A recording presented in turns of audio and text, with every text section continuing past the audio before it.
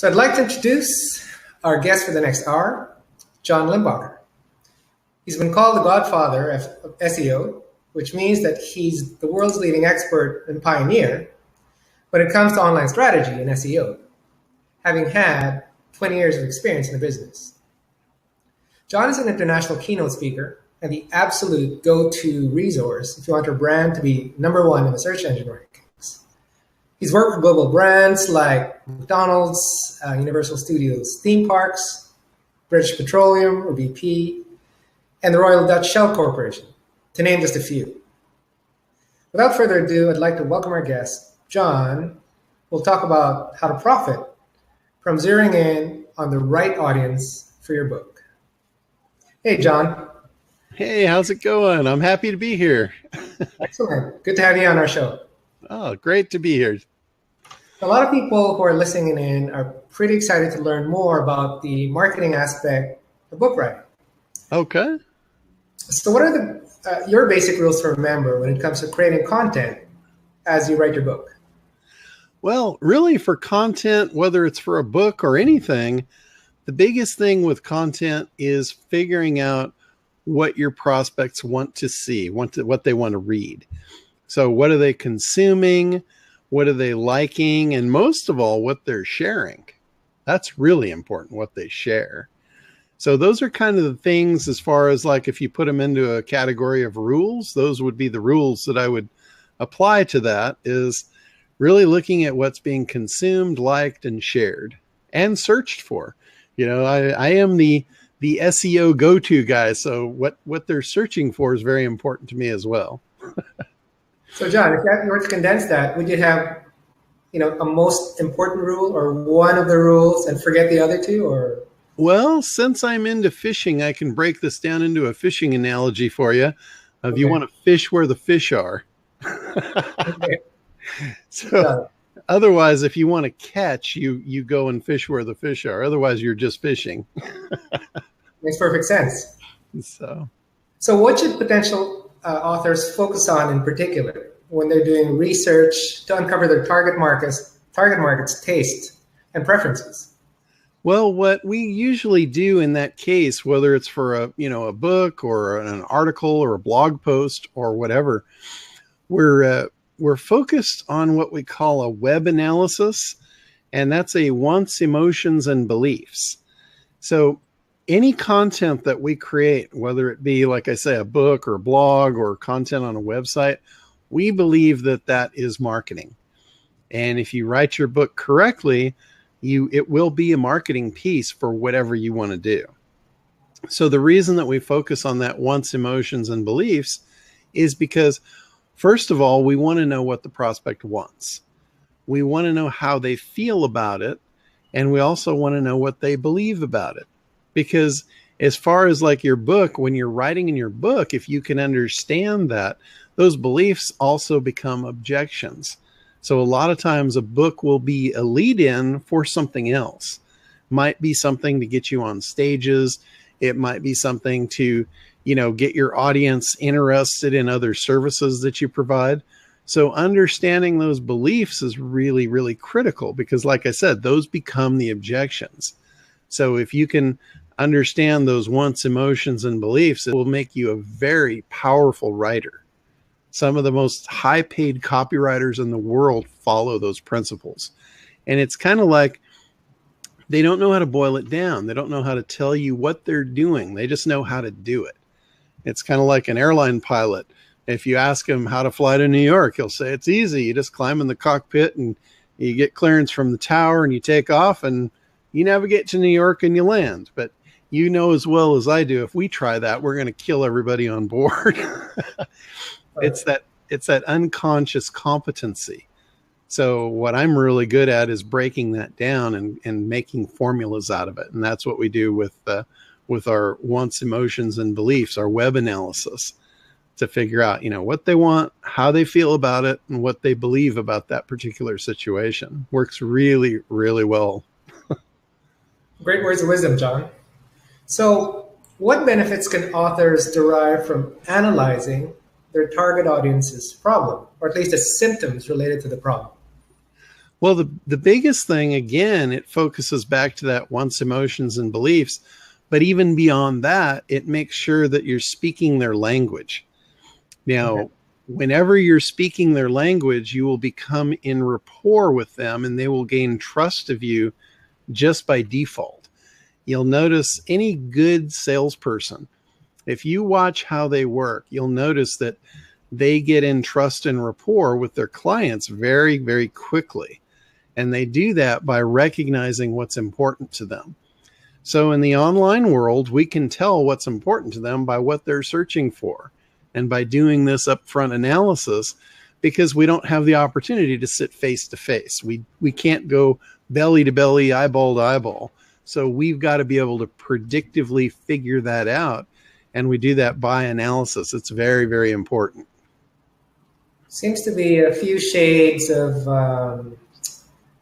Tony Robbins's linguistic programming there, kind of like Gary. That's NLP, neuro-linguistic programming. Right. Wow, I was writing books. That's interesting. Yeah. The more you can understand about that NLP thing, it sounds very complicated, but it's really just following patterns. In NLP, people have realized that there are patterns for success and there are patterns for failure. And with NLP, you can basically just use those patterns to your advantage.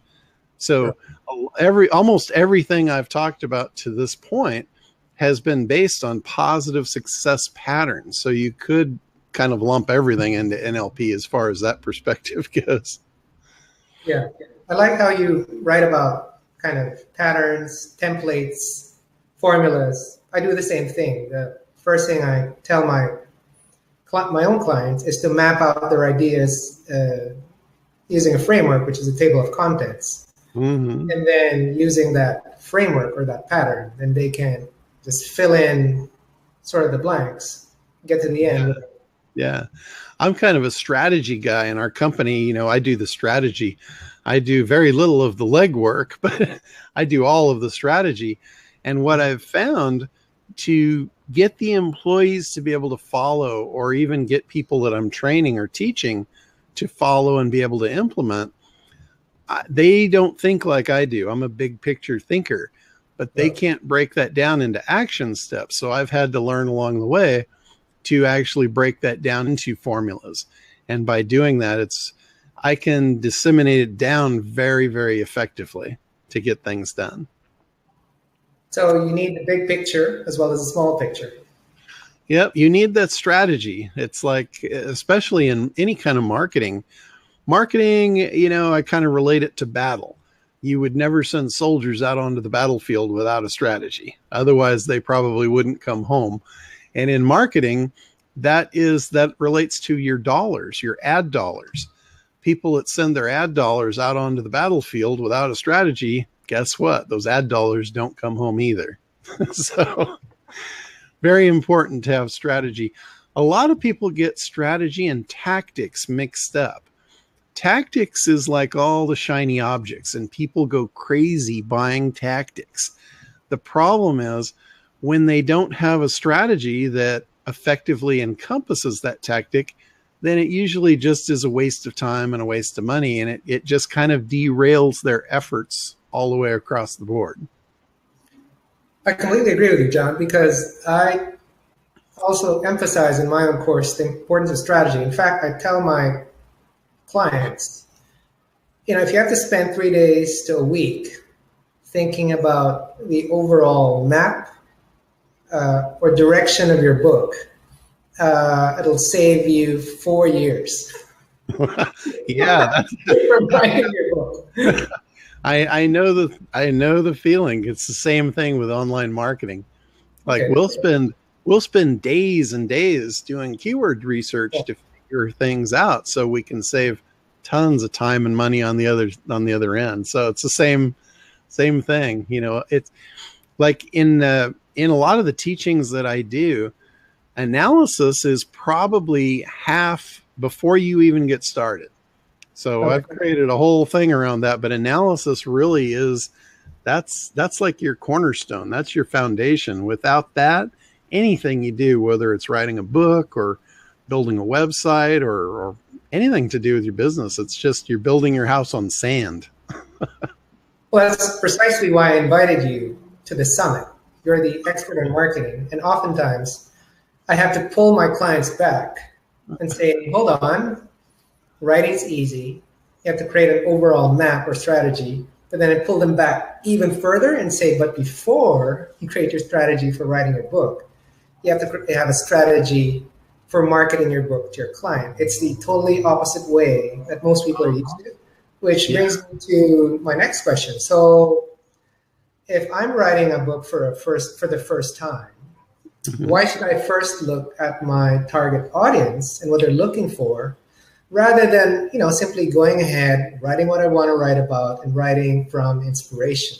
So, Well, this comes down really to marketing. Remember, I said anything, even a book, anything you write should be related to marketing. And one of the big keys in marketing is nobody cares about you unless it relates to them. Right. So if you're just writing about your own stuff and what matters to you, if you haven't researched that there's an actual audience that cares about that, you could really be wasting your time. So, that would be probably why that would be the most important thing to figure out, is there a market for this content? Because what good is a book if you write a book and there's no one that wants to read it? So in other words, if I were about to write, for example, if it didn't exist yet, Harry Potter, I'd have this, for example, right? Or Chicken Soup for the Soul, if it weren't written yet, I'd have to decide, are there people in pain? And are they looking for some kind of release or answer to that pain that my book will address? Is that kind of what you're suggesting? Yeah, absolutely. It's more than that, though. I mean, you can address pain or interest or anything like that.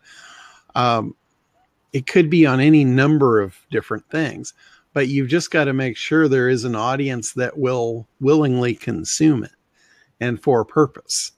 So, right. That's kind of the big thing.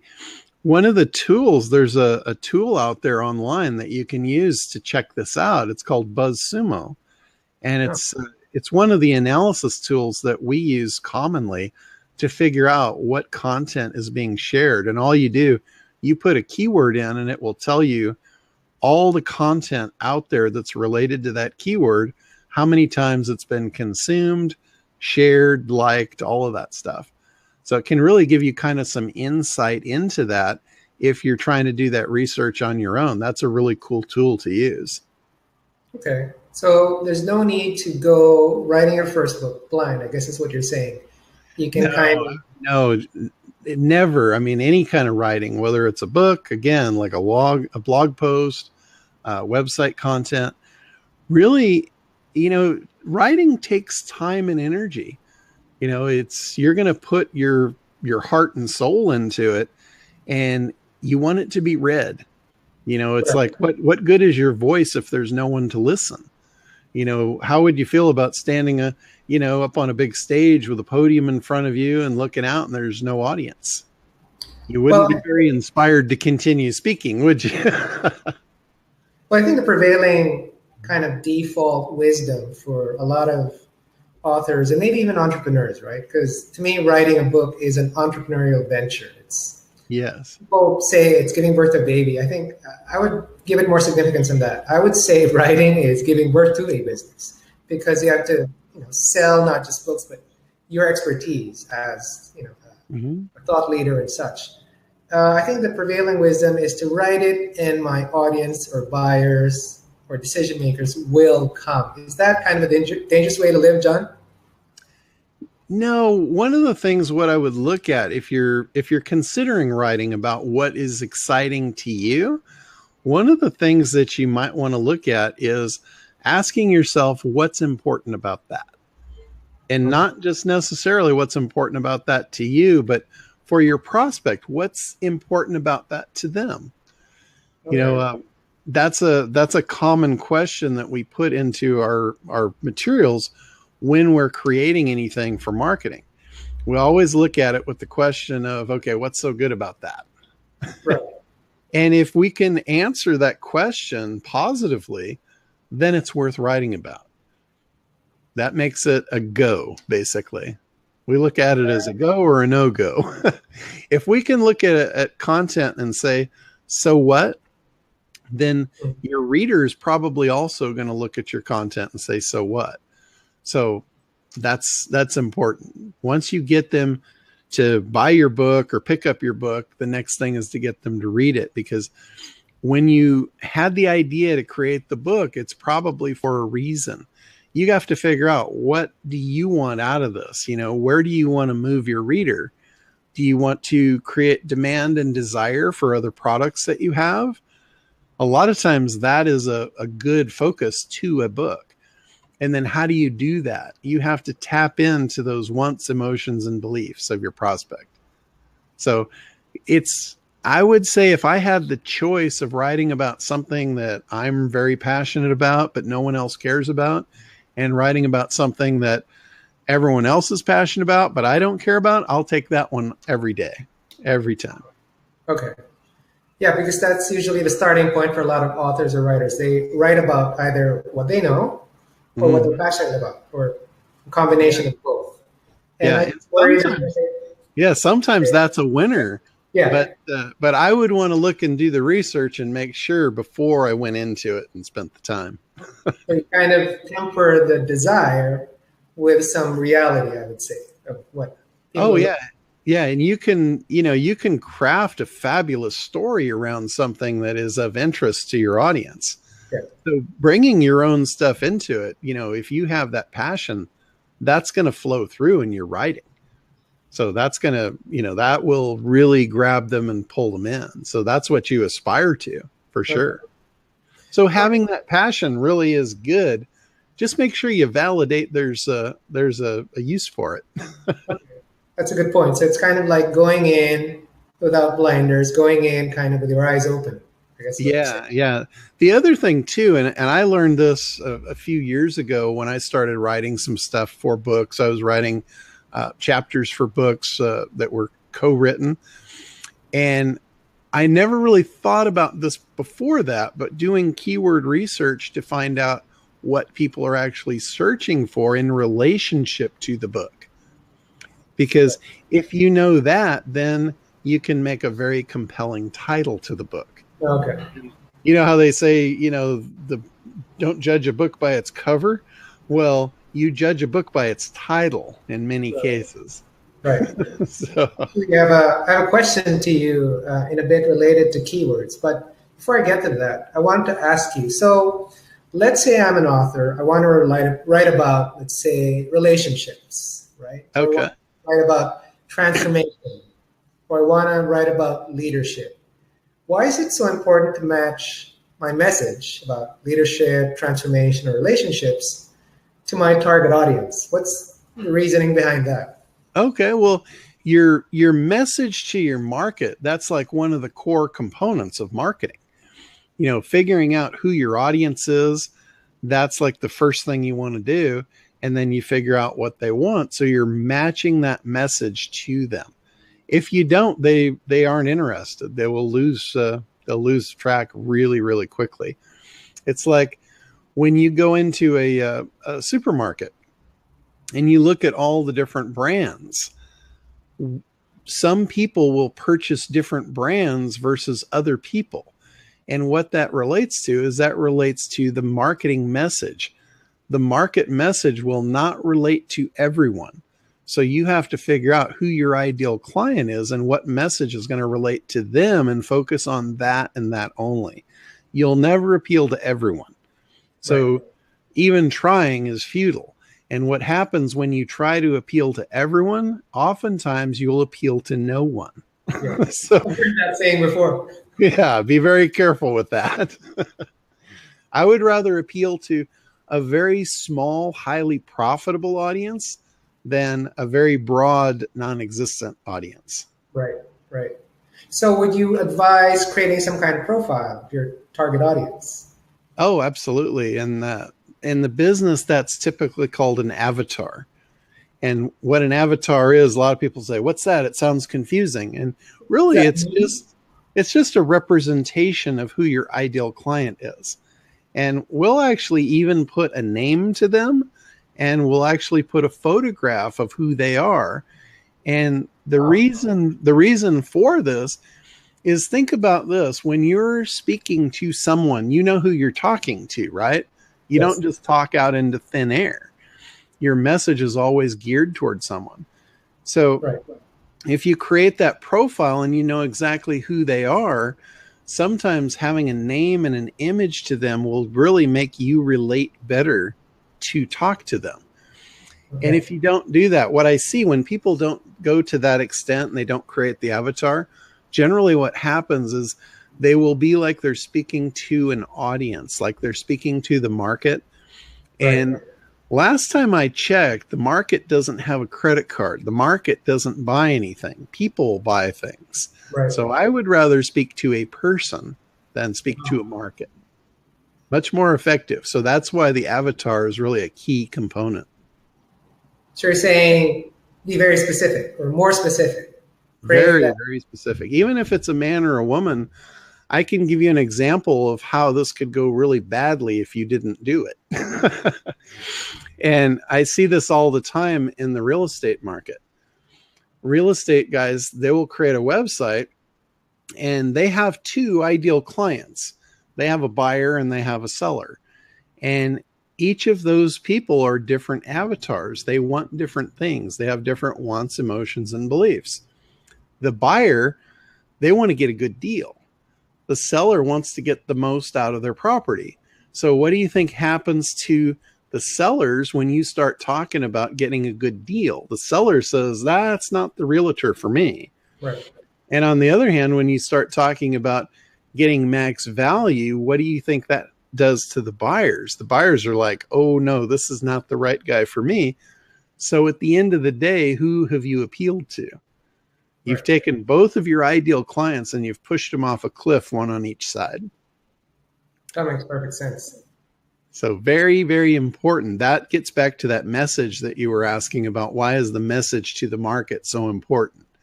That's probably one of the best examples I could throw out for you. Okay. No, it just supports my idea or assertion that you should spend a day or 3 or 5 just thinking about who your book is for, rather than succumbing to the passion or heat of the moment, sitting down, writing your heart out with no plan. It's Yep. that doesn't pay off. I am in total agreement with that. So, John, going back to keyword analysis, why should an author bother to do keyword analysis? Well, I mean, 10, 15 years ago, you didn't have that. You just wrote, guessed, threw whatever on the dartboard, hoping that your book would stick to some niche or demographic. So now we have sitting down and doing keyword analysis. What's behind that? Well, by doing keyword analysis, what you're doing is you're increasing your odds of having a good selling book. I mean, what's the biggest thing that you want when you write a book, right? You want it to be a #1 bestseller, right? Yes, sales. So if you want to do that, you have two options. You can either take a microscope and find out the exact way to do it, or you can sit in a dark room and throw darts at a board that you can't even see. So that's kind of like what it would be like if you didn't do keyword research. You're just kind of guessing. And, you know, guessing in business is not really a good combination. Business is based around a couple of different things. It's based around communication and it's based around arithmetic. There is no real guesswork. Communication is either solid or it's flawed and broken. And arithmetic is either right or wrong. So you can see you don't have really a lot of options for a good outcome in business. And, you know, a book is a business, no matter how you slice it. If you're writing a book, you're in business. So I would abide by the business rules if you want to win the game. Some authors do get that right away. For some, it takes a bit of time to sink in that their book is a business. They don't realize that they spend money creating it. So definitely planning for it, profiling your client, keyword research, and all that, I think really matters. So let's say, okay, I'm sold. I think I should kind of step back, do a little bit of research. What question should I keep in mind when I do keyword research? How do I do it properly? What's the right way to do it? With keyword research, it's all about brainstorming. And there's no better brainstorming partner than Google. If you go to Google and you pull up the Google search bar, when you start typing in a word or a phrase, it's going to drop down recommendations. Guess what? Those recommendations are based on previous searches. So it's kind of giving you a crystal ball into trends and what's important to people. Then when you land on a particular keyword that you think is good, when you click through to that, you will see all the different listings that are there. But down at the bottom, if you scroll to the bottom of Google, you'll also see related searches. Okay. Those related searches are great for brainstorming. It can lead you to some fantastic discoveries on what's important to your ideal customers, and also what might be really engaging to you to actually write about that you hadn't thought about previously. If you're writing about things that people are searching for, I can almost assure you you're going to have a winner. It's just like content on a website. You know, we will use that exact strategy to actually build out all the content of our websites. We'll find out what's important to the market. That's the content we'll create for that web page. Okay. So John, I have a question. This is probably nitpicky, but when people do a search, they don't come up with the same results. And I find that it's because they use different keywords. So how important is it to structure your search around the correct keyword? Should I just have a question around who is looking for leadership books? Do I just frame the question according to how it pops up in my mind? Is that the best way to go about it? Or is there a science to creating the question in Google? Well, when you do research, I always say you want to use a dump truck. You want to look at a lot of variations. So what I just told you about using the suggest tool in Google to see what Google suggests, that's only a starting point. Okay. Once you figure out what your main base keyword should be, you can actually go into the Google Keyword Planner tool, and it will give you hundreds of variations. So what I'm looking at with the variations is I want to know how much advertisers are paying per click. There'll be a column for that. And the reason that's important to me is if advertisers are willing to pay a lot for a click, that to me means it's commercially viable. Okay. That means there's money in that keyword. The other thing is I look at the volume of how many people are searching that per month. If it's a very low volume, then I might discard it because there's not enough people. There's not a big enough market for me to have a base of appeal to make it worthwhile. So I'm looking for high numbers in the cost per click, and I'm also looking for high numbers in the search volume. Got it. So why should let's talk about ideal customer. Okay. So why should one identify their ideal client or customer first before doing keyword research? Should you do the profile or avatar first before you do your keyword? Oh, absolutely. In fact, the first thing, we actually even go a step before that, and we identify the most profitable market. Okay. And we pull the avatar out of that profitable market segment. And this kind of comes back to your question of, who should your ideal client be? Your ideal client should be the one that is the most profitable for you. A lot of people, if you look at most businesses, you'll see it generally falls into around an 80-20 rule. Okay. Of 20% of your clients bring you 80% of your profit.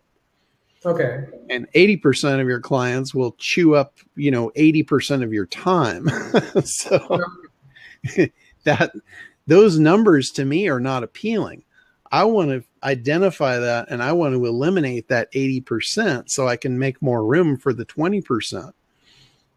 If I can take that 20% and grow it to 40% and throw 20% of those, non-profitable clients, or the ones we call kind of the pain in the rear clients, If we can get those out of our roster and out of our hair, we can be much more profitable and in less time.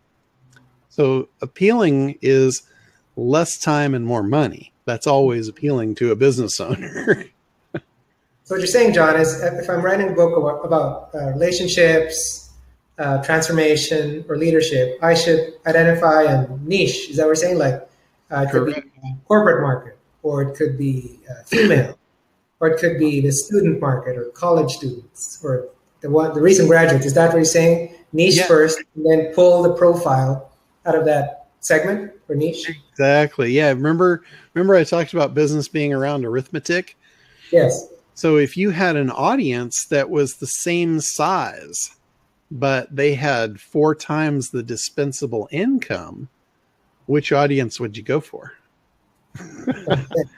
That's what I talk about with ideal client. Those are ideal clients. Okay. A lot of times the ones with the more dispensable income, they're less apt to spend a lot of time and require a lot of your resources. Right. They're apt to just say, okay, I need this done. Here's the money. Take care of it. I'm out of your hair. They're happy to just know it's being handled. On the lower end, if you work with clients that are in the lower end of the spectrum, every penny counts for them. They often are very unrealistic about expectations because of that. So who's going to be on your butt constantly, just chewing right up the back of your neck to get results? The high maintenance. Yeah, they're very high maintenance. So let's talk about the female market. I know that in one of your talks, you mentioned the importance of the female market. So why is that? Why is that a big thing? Yeah, it's not so much that it's important. It's important to understand the difference between the male and the female market.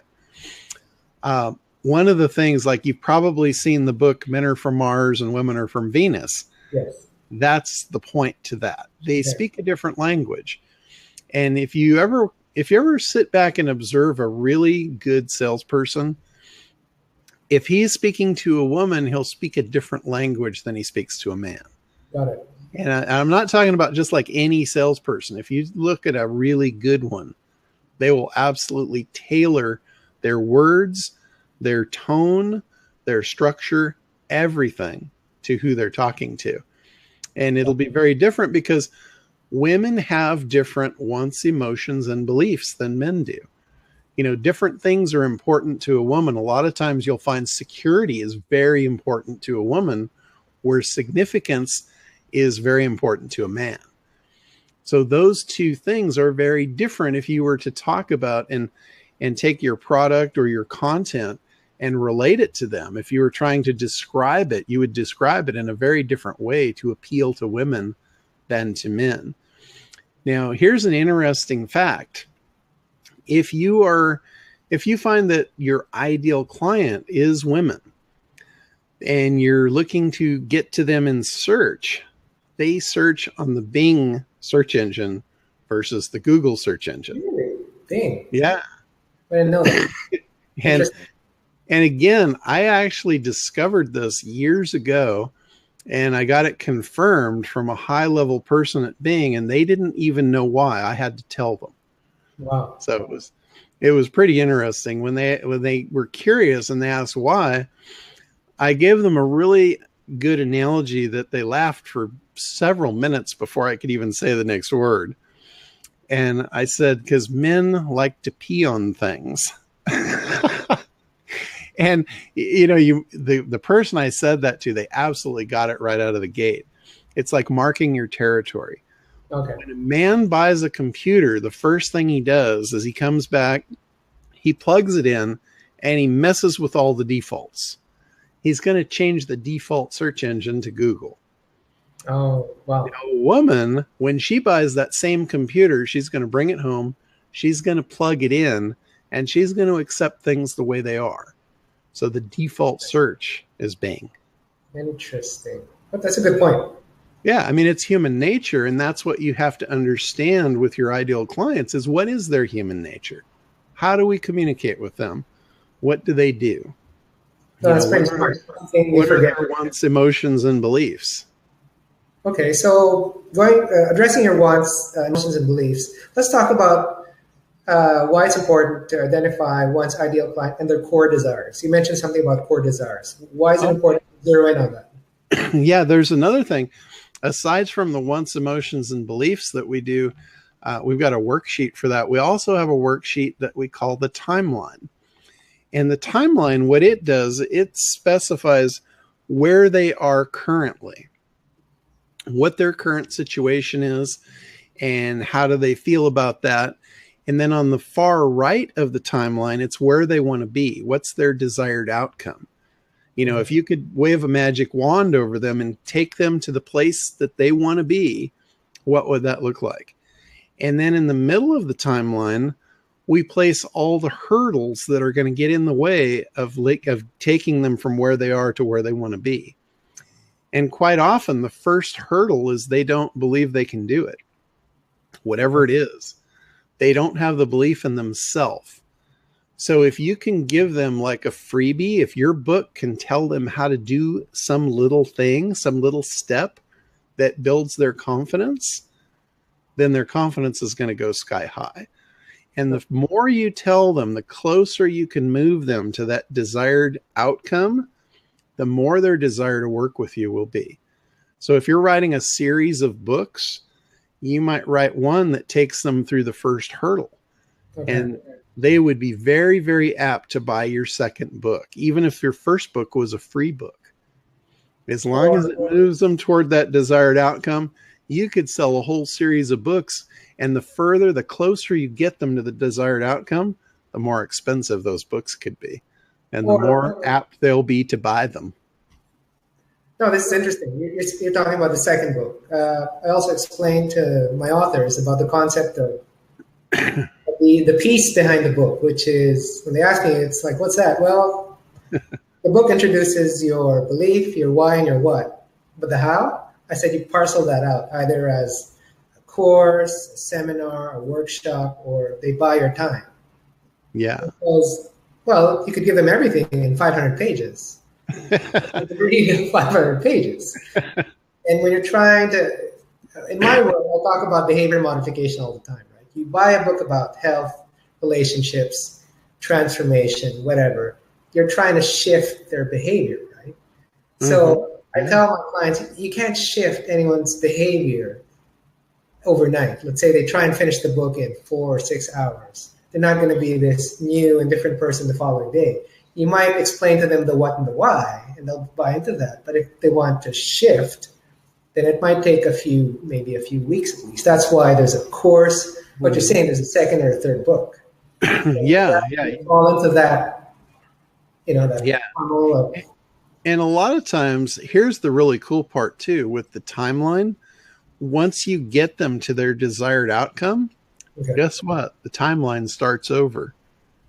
That just now happens to be the new where they are, and it's no longer the where they want to be. No one's happy where they are. Doesn't matter how much you give them, they're always going to want more. So that timeline is constantly moving. So you can design a whole product line around knowing the fact that that timeline is going to change, which is really cool. Okay, that's really interesting.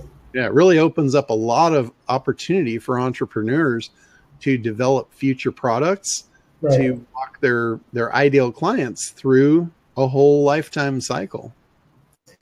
Well, this is a key concept because we'll talk about lifetime value in a bit and why authors should think about that. Because a lot of first-time authors, I find, they think in terms of one-offs. I'll write a book, get it off my chest, and that's it. Right?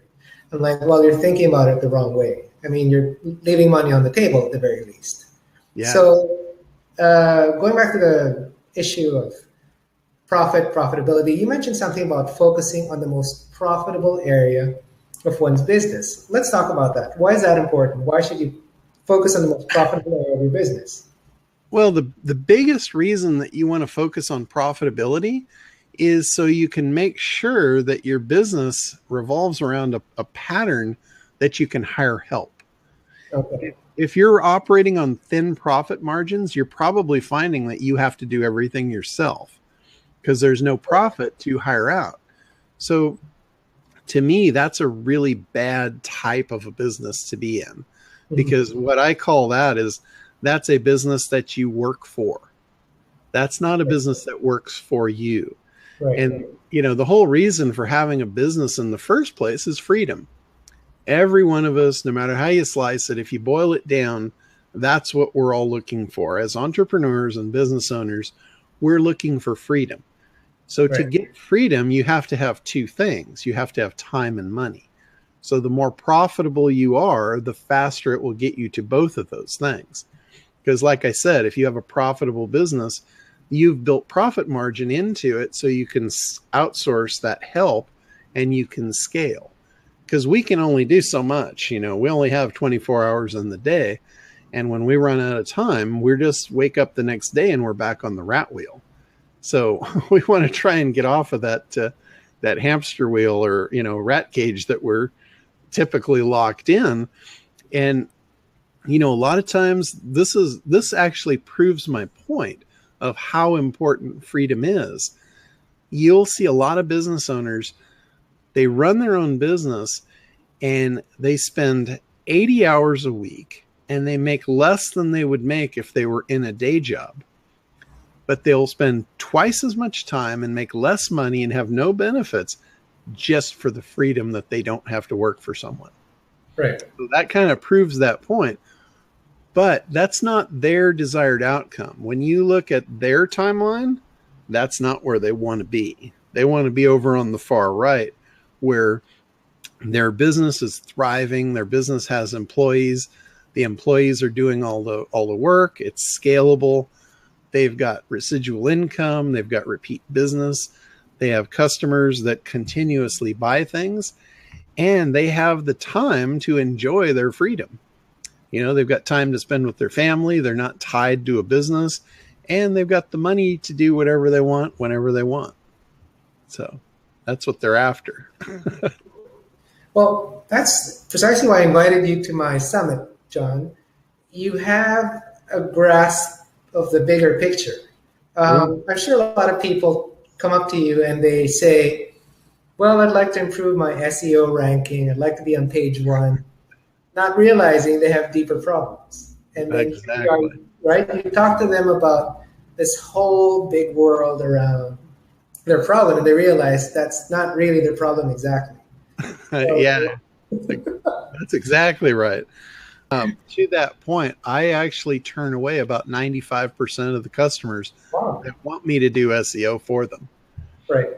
I won't take them on because they don't get it. They're not ready for it. And if I drove the traffic to them, it wouldn't convert because they don't have their market figured out. They don't have their message right. So traffic is not going to solve their problem. It's only going to make it worse. And what I mean by that, people don't understand that. They think traffic would solve everything for them. And it's not true. Traffic in itself is not money. Now, if you said, will money solve everything? I'd say, yeah, your odds are pretty high of that. But traffic will not solve everything. It will just make it worse because let's say you can't convert. You don't have your message right. And I drove 1 million people to you that are the wrong people. Right. What would happen? Your phone would ring off the hook. You would be constantly busy, but you wouldn't be getting new customers and you'd have no time and no money. Okay. That's where that would go. So traffic isn't really the answer. The answer is conversion. Okay. If you have conversion, then that's where it makes sense to do SEO. That's where it makes sense to pay for all the traffic you can find. I think I have to jump in. That is a perfect analogy to what I do. Conversion. So people come to me. They're like, George, help me write my book. And I ask them, well, why are you writing your book, right? And if the answer is, well, I want to sell a lot of books, usually I'll tell them wrong answer. They're like, what do you mean? I said, well, look at it this way. Your book, at least in my world, right? I teach people how to write business how-to books. I occasionally take in the novelist, but not really. That's not my niche. But for the people who are in the how-to, they target the corporate decision maker or the entrepreneur, I tell them your book is a conversion tool. You have to convert them to your way of looking at the world, to your vision. Because once they buy you, then a whole different profit picture emerges. In other words, if you're focused on, I guess it's a long way of saying, if you're focused on selling books, you might make 500 to 5,000 bucks in a year. But if you focus on selling your brand, your expertise through your book, with your book as a door opener, as a converter or conversion tool, then they buy 6 to 7 figures worth of your expertise. Exactly. And sometimes when I lay it like that, they don't understand. They're like, no, you're not trying to be a book merchant. A lot of people who write books, they get confused. Oh, now suddenly I have to sell 100,000 books or 500,000 books or a million books. So no, that's a whole different ballgame. You can play that game. Yeah. I disinvite you from doing that. It's a much harder proposition. Sell your expertise. Sell your knowledge. Sell you. Make people buy you at $500,000 an hour, or $10,000 a day. They don't. A lot of authors don't realize people can pay that. I'm like, absolutely. It's the worst kept secret in the personal development industry. It's they pay authors and experts that much in a day. Yeah. You don't have to sell books and make regularly pay me. Yeah, people regularly pay me $1,000 an hour to talk to them on the phone. Yeah. And solve their problems with their business. Exactly. See, and it's the same. But to get that, you have to have that customer acquisition. Exactly. They didn't just call me out of the blue. They called me because I was positioned as an expert, and that's what the book does. It's a positioning tool. Mm-hmm. Yeah. I also look at it sometimes as client acquisition. Client acquisition is incredibly important for a business because all of your profit generally is in your back end sales. Like, right. Is it more profitable for me to sell a $20 book or do a $1,000 an hour consultation? Well, I don't get the $1,000 consultation without the $20 book. Exactly. So it's almost like in the real world, it's like a loss leader. They will advertise an item that they know you want for less than it costs them. So they'll actually lose money. But they know when you come into the store, you're going to pick up that item. And on your way to the checkout, you're probably going to pick up $400 or $500 more of stuff. That's where they're going to make their profit. Exactly. So getting them in, getting them used to buying in your store, bringing them back, that's customer retention. So the book is about customer acquisition. What you do after the book is about customer retention. Okay. So, no, thank you for that, John. I appreciate that. Let's go back, and maybe this might sound slightly repetitive to some of you that may have been with us on this presentation, but let's talk about profitable market again. So why should you focus your energy on pursuing your most profitable market? Let's get back to that. Okay. Here I am. I just want to write my book, Profitable Market. Why should we talk about that? I don't want to do that. I just want to write my book. So why should people take a step back or two or even three and think about that profitable market concept? Why is that important? It really all boils down to the timeline. A business owner has a timeline just like a consumer has a timeline. And again, the business owner wants freedom. And working with the profitable clients is the fastest path to that. Right. It's like, if you asked a business owner, what would you prefer to do? Push a cart with a square wheel or a round wheel? What do you think they're going to choose? It's like pushing a cart with a square wheel. You know what that would be like? It would be like chunk, chunk, chunk. It would be very uncomfortable. It would make for a very long day. And you would be sore and tired at the end of the day, not looking forward to the next day of pushing that cart again. Right? So that's what happens. That's what happens when you work with the wrong clients and they're not profitable clients. Okay. It wears on you. You can't do it. It will burn you up. Versus ideal clients, you wake up in the morning and you go, wow, I really want to talk to these people. These people are awesome. It's almost like they're your best friends. And they're bringing you 80% of the revenue into your business. It's like, you can't wait to get out of bed to serve them. Okay. So, what do you call this? I guess if you go after your most profitable client, you're talking about efficiencies as well, right? You waste Yes. less time and Yes, you exactly. play your best strengths, is what you're saying. Yeah, because when I talk about profitable clients, I'm not necessarily talking about the most profitable transactions, Oh, or okay. the biggest dollar transactions Okay, rather. okay. Can you clarify that? In fact, I thought that's what Yeah, you meant. What do you let mean me give exactly? you, I'll give you an example of like a heating and air conditioning business. Okay. In the heating and air, you can do a new heater install or a new air conditioning install. And when you do that, it's a very high dollar amount. But for the business owner to do that, he has to stock very high dollar merchandise, very high stock, high dollar inventory. So he's got a lot of money out on the table, a lot at stake. He's got all these different things in play to do that one job to make about the same amount of profit as he makes on a repair. And Oh, he's got all these different people involved. And guess what? If there's one mistake, he can lose money really quickly. got it. Where on the other hand, it's also not scalable. How many jobs a day can he do if it takes 5 people to do this install? He's got 5 of his crew wrapped up in a job that's going to make him the profit of one repair. He could have those 5 repairmen making 5 repairs at the same time, and he could have 5 times the amount of income. So it's not necessarily the highest dollar project, it's the highest profit margin project. I guess that speaks also to what I tell authors. I said you can do 2 or 3 book signings a week, spend 4 hours on each book signing, spend 12 hours a week, earn $50 on each book signing, because each book you make about $1, right? Depending if it's self-published or traditionally published. So if you sell 30 books per signing, you sell 90, so you've made about $100 a week over 12 hours, right?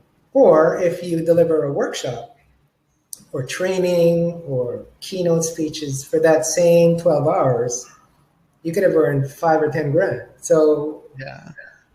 Well, what's more here's a strategy for you. A strategy of having the book and actually giving the book away. That's right. To get people into a room where you can give them a presentation. Yes. So you don't give the book away first. You tell them to come to the room. So Yes. you invite them to a seminar or some sort of a strategy meeting, and you get a bunch of people in the room. You hand the books out. Now you've built a lot of trust and rapport because you've given them a free gift. They got exactly what you said you were going to give them when they got there. Then you deliver even more value, and then you can upsell them into, if the book's worth $20, you might sell them into a $5,000 program. Exactly. Because you got that personal touch, and it was the book that made it happen. So the book, as a conversion tool, it's also a trust building tool and a door opener. Yeah, exactly. And credibility as well. When your name is on a book, that gives you instant credibility. It's almost like like having a third party endorsement. Okay. So let's talk about repeat clients. John, why are repeat clients so critical? And why do people go after new ones instead of going after the repeats? It's like, why do they default to that? Well, to me, I look at myself like lightning. I like the path of least resistance. So if you ask me, what would I rather do? Would I rather get on the phone and call new people that have never met me? Or would I rather resell something to somebody that already knows me and trusts me and needs more of what I have? That's a much easier sell. And I'll take that even one step further, and I'll give you kind of a glimpse into my business, my current business. I don't have anything that I sell as a one-shot deal. I have eliminated everything from my business that's a one-shot deal. Everything leads into recurring revenue. So whether I sell an SEO project that's monthly and ongoing, There's no long-term contracts. They can get out of it anytime they want, but it's a recurring business automatically. They're automatically enrolled. Even like when I sell a training program, I have SEO training courses online and marketing training courses online. When they purchase the program originally, they're automatically enrolled in a support system where they're paying monthly for ongoing support of that material. And again, they're not obligated to stay in for any amount of time, but I've got people that have been enrolled paying those support fees ongoing since 2008. Wow. I mean, if you look at I've made way more off the recurring than I did on the initial transaction by like 100-fold. It's crazy. It's the importance of repeat customers and that lifetime value that we're talking about. Yeah. And I'll give you a really cool example from somebody I worked with a while back. She sold maternity dresses. So, her customer is only going to need her for like 3 months, right? And then she's going to be hunting a new customer. And when I looked at that business model, I'm like, oh man, I don't like this at all. So I talked her out of it. I told her, I said, let's give your dress away. Can we do that? Can we just use it as a loss leader? And she looked at me and she's like, how I'm going to go broke? How am I going to make any money on that? I'm like, no, you're not going to go broke at all. You're going to make a lot more than you ever thought possible, because the dress is only it's a client acquisition for an 18-year marketing funnel. Because guess what? We know exactly the timeline and the wants, emotions, and beliefs of that customer for the next 18 years. How much stuff can we sell them? And she doesn't even have to make the stuff. She just sets up affiliate programs. She knows what that timeline is transitioning into every step of the way. She can be there and offer assistance to that pregnant woman for the next 18 years for everything she needs to know and everything she's going to need to buy. And who do you think they're going to buy it from? They're going to buy it from the one that they trust. Cool. So she could have sold that dress and made, $20 a piece and constantly been churning to get new customers, or she could give up a little bit on the front end and make literally thousands of dollars per customer in the long run. Nice. Brilliant. Yeah. So that's a pretty cool example. So John, we've got a few minutes. I think we've got about 2 minutes. So I'd like to tell people, so now that they're better educated with marketing, what can they do to go further, take the next step and get better educated or trained by you if they want to know more about that marketing piece? I know there are some courses that you offer. Yeah, I would say the most important thing really in business is marketing. Because if you do marketing correctly, it makes sales superfluous. If you create demand and desire for your products, people will want to buy them and you don't have to try and sell them. It's like, when was the last time you saw a salesperson in McDonald's? Right? People are just going in there to place an order. They know what they want. The demand has already been created by the marketing. How would you like your phone to ring with people that are already sold on your stuff and they're just looking to place an order? That's a much better business to be in than having to do outbound cold calling and convincing people that they need your product or service. So I've put a program together to show you exactly how to do that, how to create marketing that creates demand and desire for your products and services, whether it be a book or a back-end offer or whatever it may be. The marketing is all the same and it's all formula driven. So I would encourage you, we can do one of two things. I can either give you a private consult. I offer 15-minute consultations on my website. That's at internetdominators.com. Or you can go into the education tab and you can check out this, our marketing program. It's called the ACT system. And that will take you beginning to end in how to create an effective marketing campaign. So I would say, probably one of those two things is the best action steps that you could take at this point. Cool. Thank you very much, John. That was an amazing interview. I feel smarter now about marketing, and I hope the audience does as well. And now we know how to reach John and access his expertise. Thank you very much for being with us, John. Appreciate it. Oh, I was happy to do it. Thanks for having me on. Okay, you take care. Okay.